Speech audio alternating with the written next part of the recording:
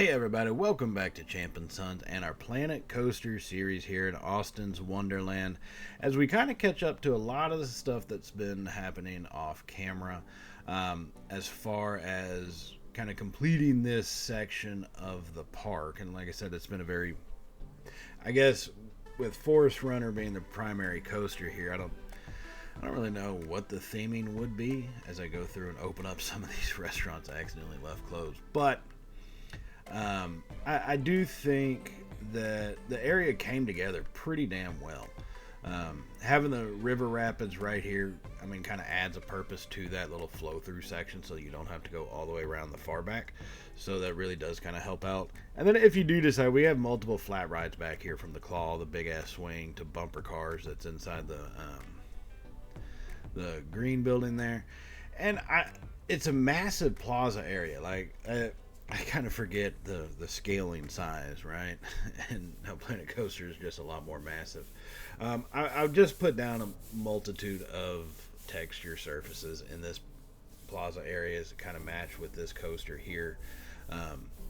And so, where is all of this leading, right? So, this section is completed. We're going to a new one. It's going to be a relatively, I don't want to say minor section, but it's going to be a lot smaller, essentially, than that one was with the massive plaza area and everything. This is going to be more, I would say, mythology themed, right? Um, that's what I would say for this. It's definitely going to be themed more in that style.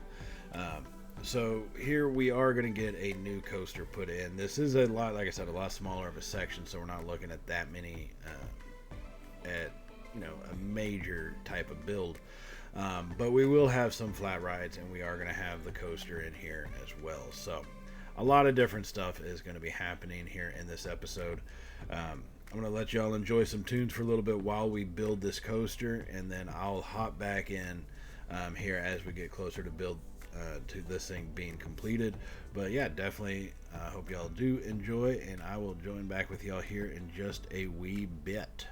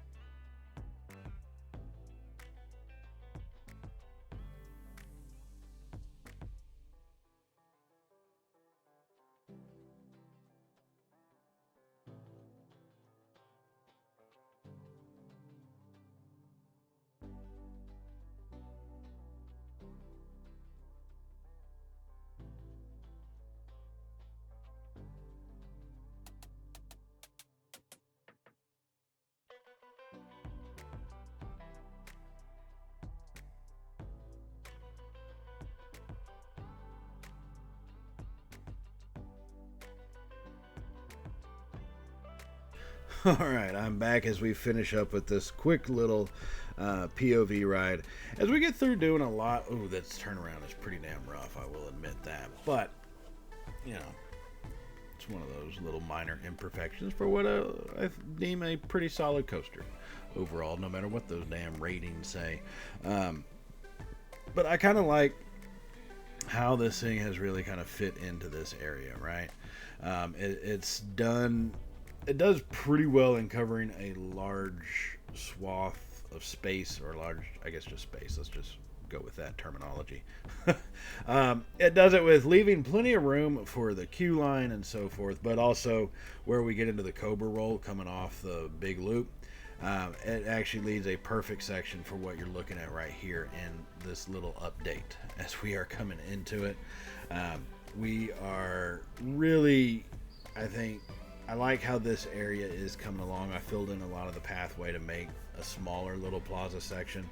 I did install a couple of those launch rides right there, so it kind of does help fill it in, and that's what we're going to kind of close off some of those edges with buildings and stuff. But overall, the coaster fit has gone in pretty damn nicely. It's getting set up with the queue line and so forth, you know, as we mentioned, you know, talking about mythology themed and so forth. And the way those, you know, you normally had buildings with big old markets and stuff set up on the outside. So the remainder of the queue line that's outside the station building is going to be more of, you know, a lot of covered section, more of a, I guess I would describe it more of a market style place. It's going to be pretty enclosed, pretty tight in, but it is going to have the covers for it. And I think it's really going to come together as we put this thing together. So you may not see it right now, but once we get into the next update, you will kind of see it really take its shape and show through.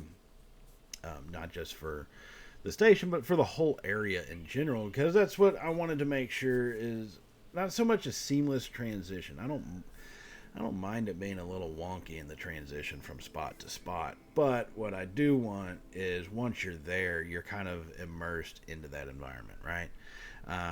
No, I don't do theming all that well, but I think you can set up an environment without having to go over the board in theming.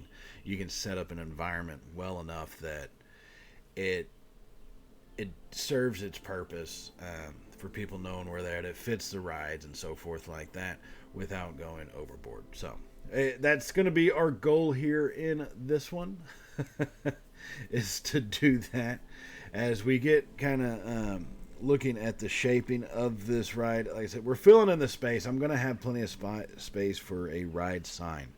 I've got to refresh my memory to go back and actually make the ride signs for those that don't have them, since at the time of this recording and doing this voiceover, we do have the screens and so forth. I didn't have it at that time when I built this portion of it, but I may go back and before we end up doing a park tour and all that stuff, go ahead and create ride signs for them. Not having the screens kind of, I'll admit, did kind of dissuade me from doing like the exit buildings, the souvenir shops and so forth, especially after rides, just because you can't put the photos up. I mean, you can. Well, now you can, but at the time you couldn't, so I didn't really focus on doing that too much. So it's one of those things that, because we didn't have the screens, I left out some with like the exit buildings, but I still think overall it works pretty well. I put enough other buildings throughout that get off the ride, get into the area, go somewhere else. It's a nice little feature for it. So we're over here at these launch rides, the launch up. And I'll tell you this, the pattern of them is, I think, kind of crazy, the way you have to set it, or the way they're set to go. And I always thought before, maybe it was just in Planet Coaster 1, or, God, maybe I'm thinking all the way back to Roller Coaster Tycoon, but you used to be able to, I thought, make these larger than what they are. That may just be an old RCT thing, but either way, I couldn't make them any larger. And in reality, I think they fit the kind of area that they are. They got their own little sign already, the star shooter, with the decorations on there. So that's going to kind of help round out this area. But what I really wanted to kind of have in this park as a general is a lot of these sections where you see the coaster go by the path and go under them, and sometimes over them and so forth. And so I had to really get that coaster dropped down enough that once I put in the little bridge work going across, that it wasn't going to knock your head off. And I mean, it is close, don't get me wrong, but I've checked it. It works. It's the proper pacing and so forth like that. Now, this is a B&M, so it does have kind of your standard B&M corkscrews, just a little different placing than normal. So around some of this open space, like I said, we're talking buildings. I'm not going to have a whole lot of interior style buildings, but they are going to be shops and stuff like that set up. They're, like I said, really kind of create this, like I said, new environment where these worlds are coming together from the back end, essentially with what you pretty much call our forest section, into this mythology, I guess, themed area. And it's really going to put you in that. And I think having this coaster here as that forefront is probably one of the best. So let's go ahead and get ready to jump into the next update here. And this is your completed coaster segment. So we are going to take a POV right here just pretty shortly. But, I mean, look at how we set this up with a little market square. And right now it's basically themed off Apollo for the most part, the mythology god. So that was kind of the thought behind it. Now, in all of these areas in this open space, I wanted it to be filled in pretty well and continue to have some head chopper moments in different portions. So that's kind of what we were thinking with here. Plenty of forested trees around, because in reality, if we had cut down a lot of that, we would only really cut down what was needed as far as the city goes in Austin. If it being Austin's Wonderland, they're not going to go overboard on that. So I think this has turned out incredibly well as far as it being, I think it could end up being a premier coaster in the park, in the way it's set up to go around this track layout, the trees. You can tell the queue line's already pooling up, and it's been recently opened. So it is definitely going to be a star attraction for this park, having this coaster in. Like I said, I really like the way those path covers work. Some of them a little fancier buildings, others, like I said, more of a marketplace style of a setup, you know what I mean? So this back piece here, I'm going to have to put the fencing up. I'll do that at a later time, but I think overall, like I said, this coaster came out incredibly well, kind of for where it started, and I like how this place finished up. We don't have it completed in this episode right now. We're focusing a little bit more on mainly getting the coaster done. We will have some additional updates coming in here, but that actually comes after this. So it's like I said, this episode really is focused on this new coaster. I've gotten into the habit of doing a lot of stuff off camera now, mainly because let's get the big stuff built on camera and some of the finer details. I might start recording that, or I kind of used to record that for the most part, and I've kind of gotten into cutting that out just for brevity purposes, and in reality lets me build a lot more for a video, while cutting out some of the smaller stuff. Now, I'm talking about just filling in some of this middle pathway here. I am going to have to put something in and break that up a little bit. Probably those planters like you saw before, little fountain sections, things like that, to kind of break up the monotony of the path work and to make it a little bit more interesting as you work your way through. And you're going to come across this bridge and watch this code. I got to fix my camera work here. It gets a little crazy for at times. But it gives, I think these viewpoints are amazing for what they do. I didn't put up the little fencing, which would be an extra little security feature. They probably would have a chain link fence somewhere, either on the track, basically to protect you from flying objects, and also here to protect people from falling onto the track or falling in that little area. So, but we're in the Planet Coaster world where we're going to pretend the peeps aren't idiots and walk into places that get themselves killed because they lost their hat or something. Um, that's a good thing about the Planet Coaster peeps, I guess you could say. So we've gotten this section pretty well completed with the wall coming off. It is just one of those wall pieces kind of flipped over on itself and just extended around, so fairly simple. But let's jump into this POV as we hop on this ride, and I will catch up with y'all when it is over as we get ready to crest this top of this hill, and I will join back with y'all in just a wee minute.